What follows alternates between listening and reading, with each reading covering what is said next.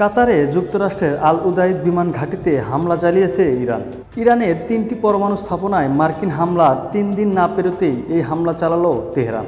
গতকাল সোমবার রাতে কাতারের মার্কিন ঘাঁটিতে হামলার কথা জানায় ইরানের ইসলামী বিপ্লবী গার্ড কোর আইআরজিসি। বিবৃতিতে আইআরজিসি বলেছে, ইরানের আঞ্চলিক অখণ্ডতা, সার্বভৌমত্ব ও জাতীয় নিরাপত্তার ওপর হামলার জবাব দিতে কোনো পরিস্থিতিতেই ছাড় দেওয়া হবে না।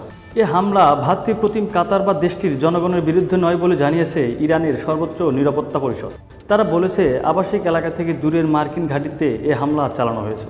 এ হামলা নিয়ে কাতার সরকারের দাবি, হামলায় কেউ হতাহত হননি।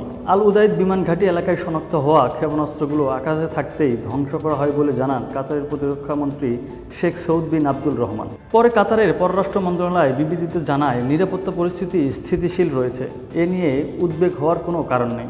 আর হামলার নিন্দা জানিয়ে কাতারের পররাষ্ট্র মন্ত্রণালয়ের মুখপাত্র মাজেদ আল আনসারি বলেন, এ হামলা কাতারের সার্বভৌমত্ব, আকাশসীমা এবং জাতিসংঘ সনদের লঙ্ঘন। কাতারে মার্কিন ঘাঁটিতে হামলার পর সৌদি আরবের পররাষ্ট্র মন্ত্রণালয়ের এক বিবৃতিতে বলা হয়, এ হামলা আন্তর্জাতিক আইনের লঙ্ঘন।